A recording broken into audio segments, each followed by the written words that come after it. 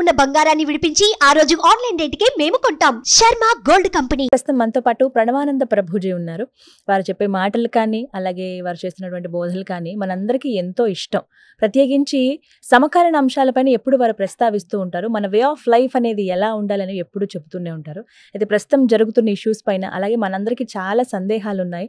వీటి గురించి వారిని అడుగుదాం అనుకున్నాం. వారిని ఆహ్వానించాం స్టూడియోకి. ప్రస్తుతం మనతో పాటు ఉన్నారు. వారితో మాట్లాడి మరిన్ని విషయాలు తెలుసుకుందాం. ప్రభుజీ హరే కృష్ణ. ఎలా ఉన్నారు? భగవంతుడి దయ. చాలా సంతోషం మీతో మాట్లాడడం.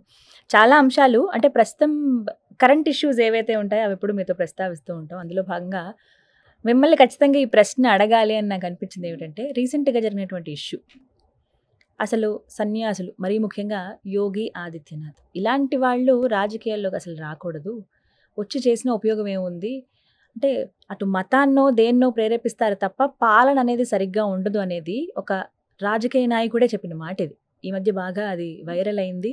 దాని మీద ఇష్యూస్ కూడా నడుస్తూ ఉన్నాయి. నిజంగా అసలు సన్యాసులు రాజకీయాల్లోకి రాకూడదా? వారు పరిపాలించకూడదా? ఈ మాటను ఏమంటారు మీరు? ఎలా చూస్తారు? సనాతన ధర్మం ప్రకారంగా చూసారనుకోండి, మనకి శాస్త్రములలోనే ఎన్నోసార్లు సాధువులు శాసించిన వృత్తాంతాలు మనకు కనిపిస్తూ ఉంటాయి. వేణ అనే ఒక రాజు ఉండేవాడు, చాలా దుర్మార్గుడు అనమాట. అయితే అక్కడ ఉండే పండిత భాగవతోత్తములందరూ కూడా ఆ వేణ అనే రాజుని సంహరించేసి ఆ పొజిషన్ని ముందుకు తీసుకెళ్లారనమాట.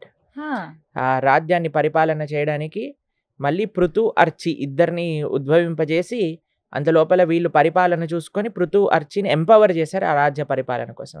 మనకి పరశురాముడు చూస్తాం, ఎప్పుడైతే పాలన చేసే వాళ్ళందరూ కూడా తప్పుడు దిశకి వెళ్తే పరశురాముడు ఒక పరశును పట్టుకొని అందరిని శిక్షించి ధర్మాన్ని స్థాపన చేయడానికి ప్రయత్నం చేశారు. భగవంతుడి యొక్క విభూతే కదా. మనకి తెలియని విషయం ఏంటి అని అంటే విజయనగర సామ్రాజ్యాన్ని కూడా స్థాపించింది ఒక సాధువే, శృంగేరి పీఠానికి సంబంధించిన వారు. శ్రీకృష్ణదేవరాయలు యొక్క విజయనగర సామ్రాజ్యం. దాని తర్వాత మీరు చూసుకుంటే శివాజీ మహారాజ్ కూడా. ఇప్పుడు చూడండి, మన ధర్మంలో, భారతీయ ధర్మంలో రాజుకి ఎప్పుడూ కూడా ఒక గురువు, ఆయన యొక్క నిశానిర్దేశంలోనే రాజు పనిచేసేవాడు. దశరథ మహారాజు గారి దగ్గర కూడా మీరు చూసారనుకోండి, 8 మంది గురువులు ఉండేవారనమాట. విశ్వామిత్రుడు ఎప్పుడైతే వచ్చి నాకు రాముడిని ఇచ్చేయి అని అంటే, అయ్యో లేక లేక పుట్టిన పిల్లవాడిని నేను ఎలా ఇస్తాను అని అన్నాడు. కానీ ఎప్పుడైతే వశిష్ఠుడు చెప్పాడో, లేదు రాముడిని ఇచ్చేయి, అది మంచే జరుగుతుంది రాముడికి అనగానే వినేసి పంపించాడు. ఇప్పుడు సన్యాసికి నిజంగా చెప్పాలంటే ఆయన చెప్పినట్టు కరెక్టే అండి, అవసరం లేదు. ఎప్పుడు అవసరం లేదు? రాజు ధార్మికంగా ఉన్నప్పుడు అవసరం లేదు. ఇప్పుడు రాజు ప్రజలు ధార్మికంగా ఉన్నప్పుడు సన్యాసి హాయిగా అందరికీ మంచి హితబోధ చేసుకుంటూ తన భజన చేసుకుంటూ ఆరాధన చేసుకుంటూ ఉండొచ్చు, అవును కదండి. కానీ ఎప్పుడైతే రాజ్యమే, సన్యాసము అంటే ఏమిటి సనాతన ధర్మంలో అనేది ఒక విషయం ఆలోచించాలి. సన్యాసము అంటే అన్ని వదిలేసి వెళ్ళిపోవటం కాదండి. సన్యాసము అని అంటే 10 మందిని సంస్కరించడం. ఇప్పుడు చూడండి, మీరు ఎవరిని నిజంగా నమ్మచ్చు మన జీవితంలో అని అంటే, ఎవరికి ఏమీ లేనివాడు తన కోసం తాను ఏం చేసుకుంటాడు చెప్పండి? ఎవరు అనిపిస్తారు ఇదంతా? అంతే కదండి. ఇప్పుడు మేము ఉన్నాం అనుకోండి, మాకు డబ్బులు ఇచ్చారనుకోండి, ఎవరైనా దానం ఇచ్చారనుకోండి, ఏం చేస్తాం? ఆలయంలో స్వామి యొక్క సేవకి, సమాజ యొక్క సేవకి ఖర్చు పెడతాం, అంతే కదండి. ఇంకేం చేస్తాం చెప్పండి? నేను తిన్నాను అని అనుకోండి, ఎంత తింటా? మేము తినేదే అన్నం పప్పు కూర, అది కూడా ఉప్పు కారాలు లేనివే. మీరు మా ఆశ్రమానికి వచ్చినప్పుడు చూసారు కదా, సాత్వికమైన ఆహారం. ఇంకా ఏముంటాయి చెప్పండి ఒక సన్యాసికి? ఏం ఉండదు. మన దగ్గరకు వచ్చినవన్నీ కూడా ఎలా పరుల యొక్క సేవలో వినియోగించాలి అనే ప్రయత్నం చేస్తుంటారు. అదే ఆలోచన. ఒక ఆయన అన్నాడట, ఈసారి నాకే ఓట్లు వేయండి, మీకు మంచి చేస్తామా అని అన్నాడట. అయితే ఊర్లో వాళ్ళు అన్నట్టు, లేదు లేదు నిన్ను చాలాసార్లు నమ్మాము, నువ్వు మాకేం చేయలేదు అన్నాడట. అయితే ఈ పొలిటీషియన్ అన్నాడట, ఫస్ట్ టైం మీరు నాకు ఓట్లు వేసినప్పుడు నాకు నా కుటుంబ సభ్యులకి ఎంతైతే డబ్బులు కావాలో అన్నీ సంపాదించి పెట్టుకున్నాను. నెక్స్ట్ టైం మీరు నన్ను గెలిపించినప్పుడు నా ఫ్రెండ్స్ ఇంకా ఎక్స్టెండెడ్ ఫ్యామిలీకి ఎంతో అంత సంపాదించి పెట్టాను. మూడోసారి వేస్తే మీకు పని చేస్తా. అలా కాకుండా నువ్వు వేరే వాళ్ళని గెలిపించారనుకోండి, వాడు ఫస్ట్ వాళ్ళ ఫ్యామిలీ కోసం సంపాదించుకుంటాడు, తర్వాత ఫ్రెండ్స్ కోసం సంపాదించుకుంటాడు, తర్వాత నీ గురించి ఆలోచిస్తాడు. కాబట్టి నాకే ఎండి నోరు మూసుకొని అంటే సరే బాబు అని ఆయనకి వేయాల్సి వచ్చింది.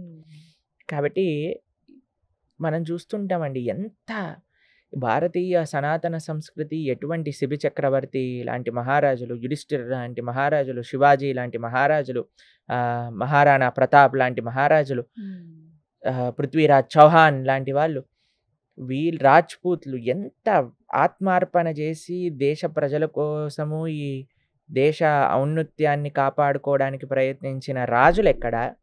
ఈరోజు నా కుటుంబం బాగుంటే సరిపోతుంది, నేను బాగుంటే సరిపోతుంది అని లక్షల కోట్లు కుటుంబాల కోసం సంపాదించి పెట్టుకునే వాళ్ళకి ఎక్కడ చెప్పండి పోటీ. అందుకే సన్యాసియా, గృహస్థన, వానప్రస్థన, బ్రహ్మచారియా కాదండి, ఎవరికైతే దేశం పట్ల నిష్ట ఉన్నదో వాడు రాజుగా ఉండాలి. ఎవరైతే దేశం పట్ల, ప్రజల పట్ల అపరిమితమైన ప్రేమ కలిగి ఉన్నారు వారు మాత్రమే ఉండాలి. అది ఎవిడెంట్ అండి. ఇప్పుడు ప్రజలు చూస్తుంటారు కదా ఎవరు దేశం కోసం పనిచేస్తున్నారని, వారినే గెలిపిస్తారు. ప్రజల్లో ఏమీ అమాయకులు కాదు కదండి.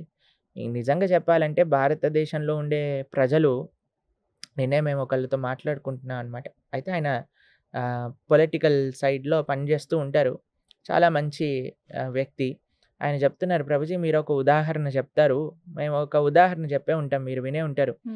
ఒక ఒంటె క్యాక్టస్ని నమిలినప్పుడు ఏమవుతుందంటే, ఎందుకంటే ఎడారిలో క్యాక్టసే ఉంటుంది కదా, అది నమిలినప్పుడు ఆ ముళ్ళన్నీ గుచ్చుకుంటాయి అన్నమాట. గుచ్చుకొని రక్తం అంతా వచ్చేస్తుంది. ఆ రక్తాన్ని తింటూ తింటూ ఉన్నప్పుడు దానికి బాగా రుచి అనిపిస్తుంది. ఎందుకు అంటే అది అనుకుంటుంది క్యాక్టస్ వల్ల రుచి వస్తుందని, కానీ అది క్యాక్టస్ ముళ్ళు గుచ్చుకొని దాంట్లో రక్తం కలుస్తుందని దానికి తెలియదు. తిని తిని తిని రక్తస్రావం మొత్తం అయిపోయి ఆయనతో కింద పడిపోతుంది అనమాట. అది ఏమవుతుందంటే అంత బ్లడ్ లాస్ అవ్వటం వల్ల దాని ఎనర్జీ పోతుంది. రాత్రిపూట అలా పడిపోయినప్పుడు గుంట నక్కలు వచ్చి అన్ని పీక్కొని తినేస్తాయి అనమాట. అయితే మేము ఏ సందర్భంలో చెప్తాము అని అంటే, జనాలు కొన్ని ఇంద్రియ భోగముల పట్ల, కొన్ని వ్యసనాల పట్ల వెళ్తూ ఉంటారు, అది వాళ్ళకి ఆనందం అనిపిస్తుంది, కానీ వాళ్ళ శక్తి వాళ్ళే పోగొట్టుకుంటున్నారు, వాళ్ళే అంటే చాలా ఇబ్బందులలో పడుతున్నారు అనేది వాళ్ళకి తెలియదు అనే విషయం పైన ఈ విషయాన్ని ప్రస్తావన చేస్తాం. అయితే ఆయన ఈ ప్రవచనాన్ని విని ఎలా అన్వయించారట అంటే, ఫ్రీగా ఇవి ఇస్తారు చూడండి, ఫ్రీ ఏమంటారు వాటిని, ఫ్రీగా ఎలక్ట్రిసిటీ, ఫ్రీగా వాటర్, అవి ఇవి అంటారు కదండి, పథకాలు, అవి ఆయన అలా అన్వయించారట. అవి తీసుకుంటూ ఉంటే చాలా బాగుంటుంది, కానీ అది మన రక్తమే పోతుంది అని తెలియదు అని చెప్తున్నారు అనమాట. కాబట్టి జనాల్ని మనం రెస్పాన్సిబుల్ చేయాలి, అది రాజు పని. జనాల్ని అలసత్వానికి తీసుకెళ్ళకూడదండి. అన్నిటినీ కూడా దేశాన్ని ఎలా మనం ముందుకు నడపాలి, ఏది ప్రజలకి అత్యంత శ్రేయోభిలాషకరం అవుతుంది అని మీకు ఆ విషయం చెప్తాను. మేము చిన్నప్పుడు మా కాలేజ్కి వెళ్ళే టైంలో మధ్యాహ్నం పూట ఒక దగ్గర అన్నదానం చేసేవారు అనమాట. అన్నదానం చేసేటప్పుడు, అన్నదానం అంటే ఏంటండి, ఉచితంగా పెట్టడం అంతే కదండి. కానీ అక్కడ అన్నదానం చేసేవారు 10 రూపాయలు తీసుకునేవారు.